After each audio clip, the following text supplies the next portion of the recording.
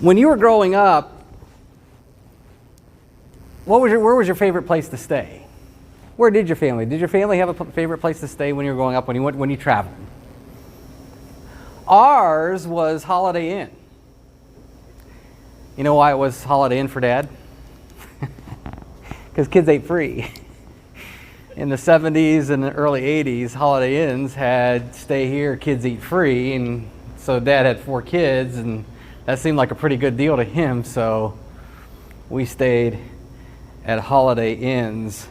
We all have that special place of places to stay.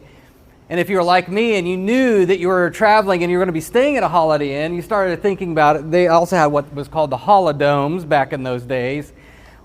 The holodomes had all sorts of fun things to do for kids, especially a big, large swimming pool. And so as we anticipated traveling, we anticipated where we were going to stay. That was a big deal. Staying was a big deal at a Holiday Inn. Our story that Curtis just read has a lot to do with staying someplace. We don't think about it too much when we think about Zacchaeus. Jesus, of course, is walking. He doesn't have an RV. He doesn't have a cool van. They just walk. But he is going to stay with friends. That's one interesting thing you can find throughout the Gospels. If you were to read Matthew, Mark, Luke, and John, you find Jesus taking up residence and staying with friends.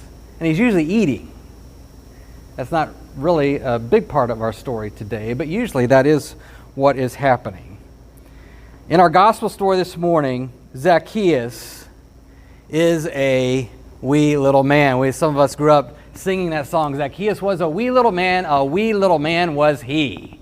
He climbed up in a sycamore tree for the Lord he wanted to see. So that's our song. We know it. And that tends to be where we land the story in seeing this changed guy, kind of like the story that we tell ourselves every Christmas, the story of Ebenezer Scrooge, where he gets a visit. There's 3 ghosts come to stay with him. And at the end of it, he is turning a new leaf. And that tends to be where we land our story. But Luke wants us to see something else here. If there was ever a story about what it means to have Jesus intrude into your life, and stay with you, this is it. This is a story about Jesus and what kind of person that he is with those who are on the outside of life looking in.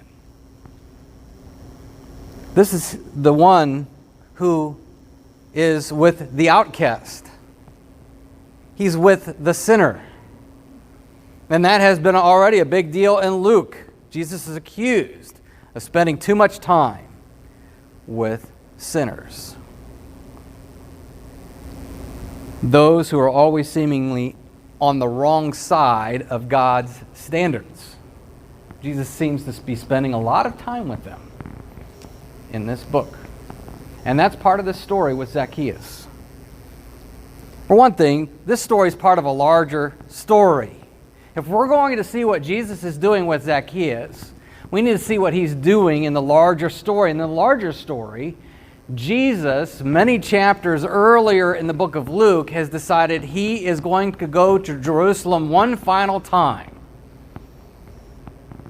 He spends a good portion of this book of Luke, Luke is chronicling this book, writing it down. He spends a large portion of this book following Jesus on this last journey to Jerusalem. And we know what awaits Jesus when he gets there. He's going to be crucified. People along the way are trying to talk Jesus out of it. But before he gets to Jerusalem, he's got to go through a couple of towns on the way there. And the last 2 towns are Jericho and Bethany, where he has 2 sets of friends. So he's begun this journey to Jerusalem. He's on the last leg, and he shows up. And it says here in our passage that Jesus is just going to be passing through Jericho. Passing through. And as he reaches Jericho, on the outskirts of town, he doesn't even get into town, and he's accosted, in a nice way, by a blind man who stops the entourage. And the blind man says, "Lord, I want to see." And the end of that story is, that's exactly what happens. Jesus gives him his sight, and he is now able to see. He sees Jesus. Jesus finally comes into Jericho. And now there's a guy by the name of Zacchaeus. And this Zacchaeus has heard about Jesus. And one of the first things that we're told about Zacchaeus is that he wants to see Jesus. Same thing that the blind guy was saying. He wants to see Jesus. Just like the blind man. Now, Zacchaeus, we're also told, is a tax collector. Now, tax collectors were the worst of the worst. The worst of the worst. They were lower than lawyers in that society. They were lower than the IRS.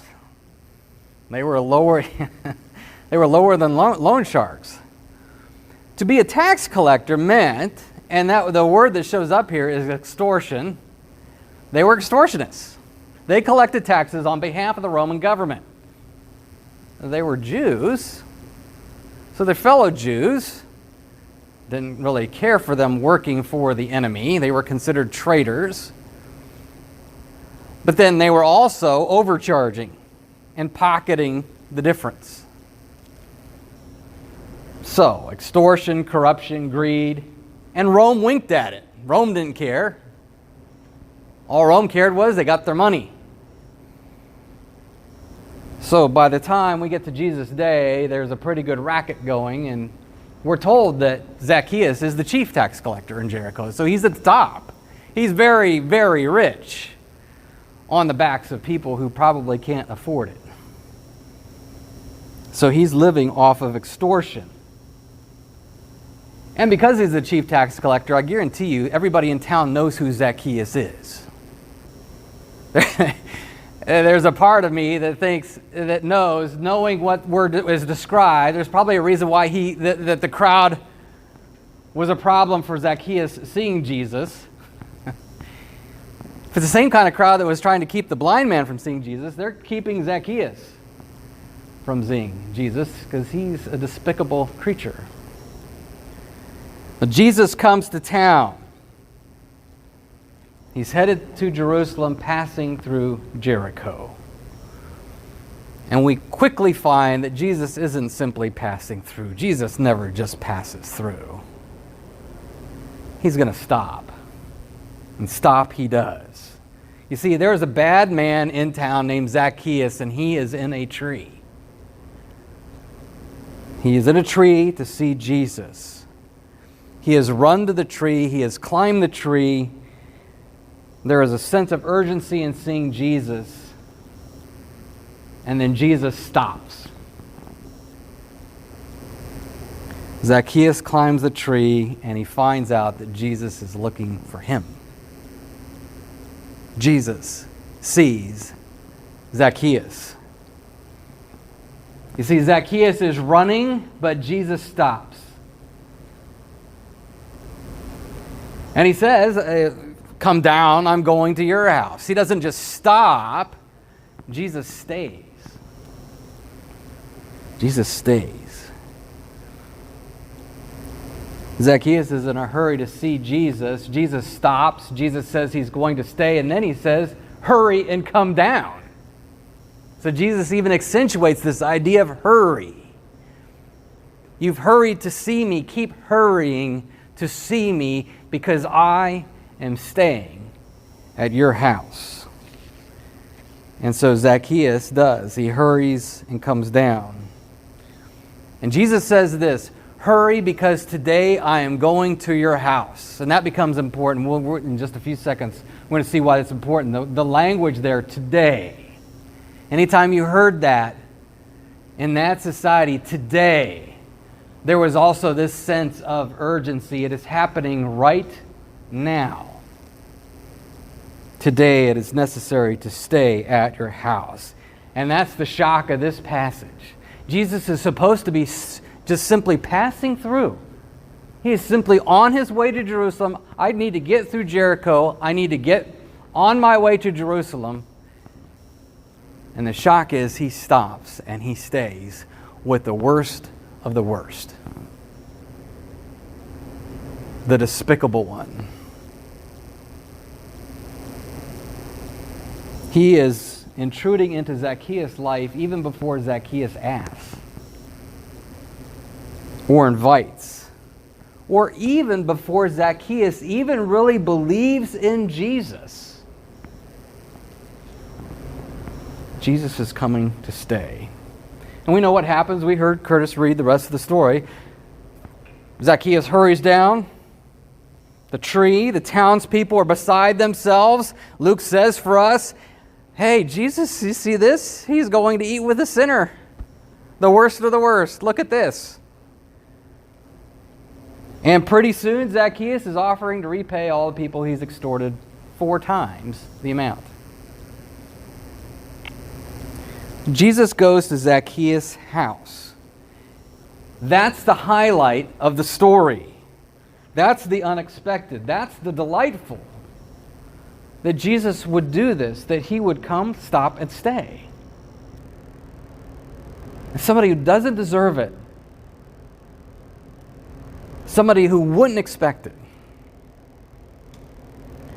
And the consummate point of the story is the end. Jesus looks around to the crowd. It's interesting. He's obviously not talking to Zacchaeus. So this crowd is saying, hey, look, he's going to the sinner's house. Where do you think they ended up?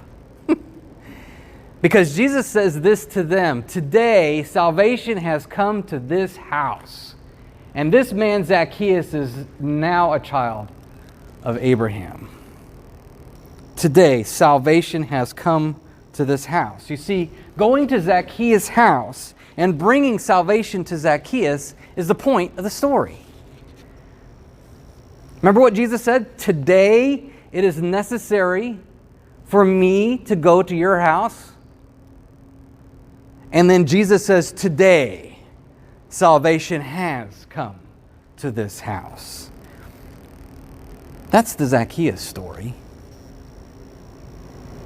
Jesus stays and salvation comes. Yet so often when we tell ourselves this story, and even when we sing the little ditty, Zacchaeus was a wee little man, Jesus going to Zacchaeus' house is simply a means to the end, because we want to see where he's giving back to all the people he extorted by 4 times, because that's what we're amazed at. We want to see the real point of the story be the life change. And some who are involved in social work, they want to hear how the poor are being taken care of by the guy who used to be ripping the poor people off. And if we're good moralists who are interested in this story, we're interested in seeing that change of behavior. Focus on the story that Zacchaeus is now going to live a better life. He's going to treat his townspeople better. Now, we must admit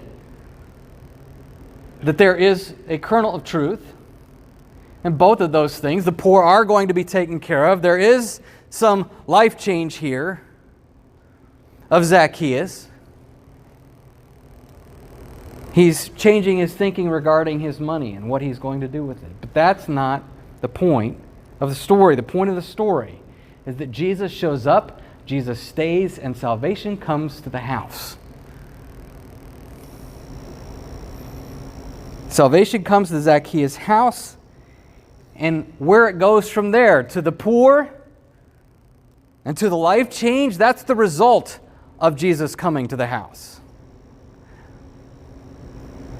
That's the result of experiencing this salvation that has come to stay. See, Jesus goes to stay at a sinner's house, and in so doing, salvation enters the home. Before there's any life change, before there's any belief, Jesus is befriending Zacchaeus. Jesus is making Zacchaeus part of his family, part of his community, before Zacchaeus has even done a thing. Because Jesus is saying, I am going to stay at your house. You are part of my inner circle. And Jesus sums the whole thing up by saying this is why he came. You know, in a few short weeks, we're going to be celebrating the Christmas story.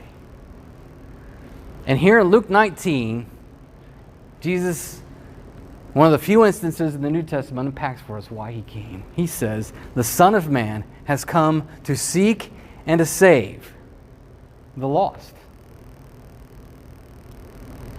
Now, Jesus is just passing through? No, he's not passing through.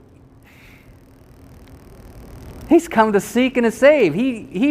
His point was to stop and to stay with Zacchaeus and to bring salvation to his house. That's why he came from heaven to earth as a baby. The mission of Jesus was not to clean up the planet. You might hear that a few times, frequently, in various parts of the internet or Facebook or wherever. Jesus came to clean up the planet. Jesus came to change our politics. Jesus didn't even come to overthrow oppressive regimes.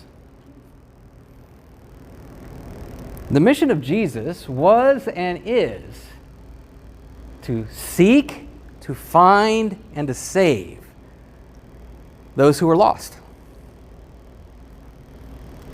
That's us. That's us.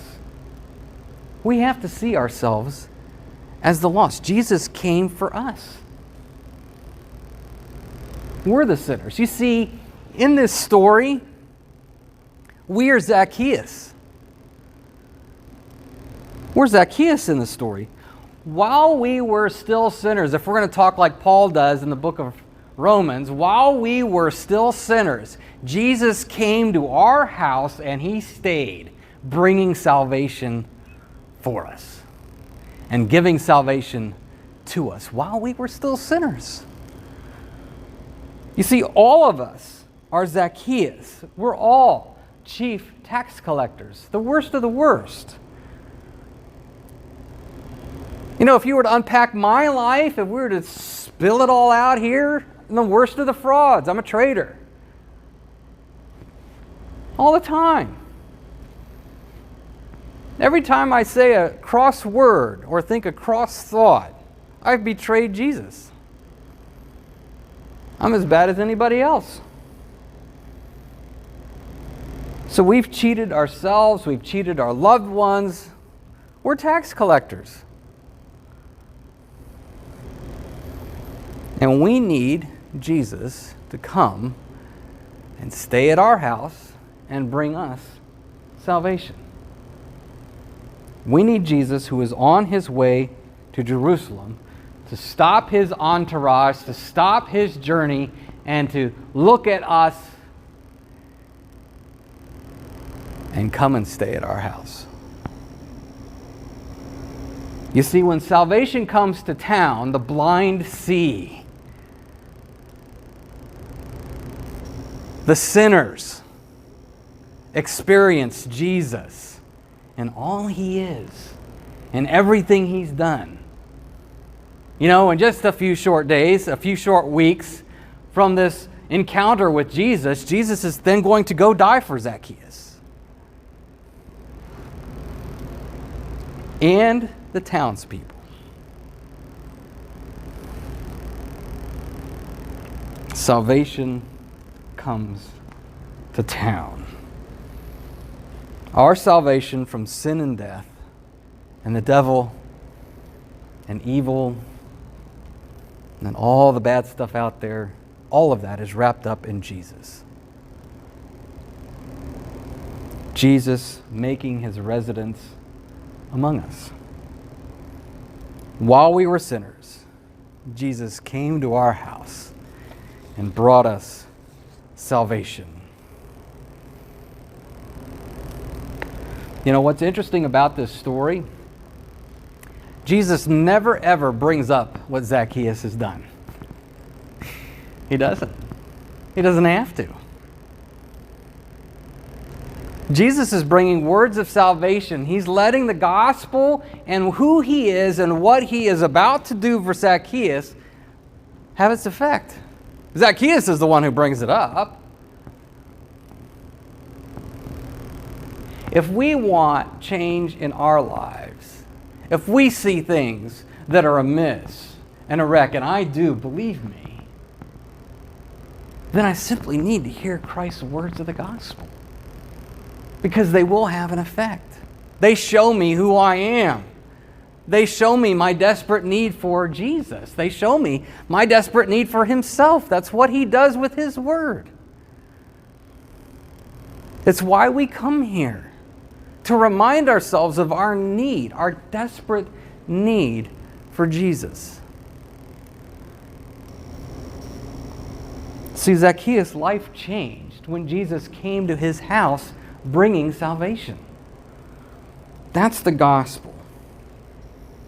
The gospel for us is Jesus dying for our sins and providing us the eternal life that we could not do for ourselves. And he does that when he comes to stay among us. So, we want forgiveness, then we need Jesus. We want to treat each other better, we need Jesus. It's all wrapped up in Jesus. Jesus simply shows up and he brings us salvation, even when we don't deserve it. You know, too often, we're the ones wanting to moralize this story. It's all about turning a new leaf, just like Zacchaeus, and we miss the point that Zacchaeus isn't simply turning over a new leaf. Zacchaeus is verbalizing what's going on in the moment when Jesus is bringing him salvation and bringing him the gospel. You see, this is what Jesus has done for Zacchaeus.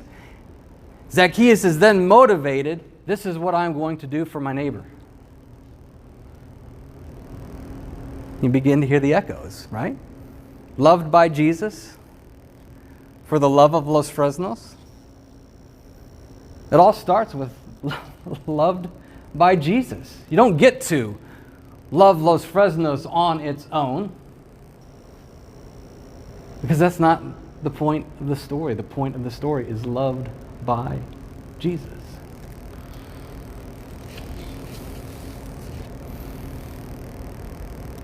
When Jesus came as a baby, he came to stay with us permanently.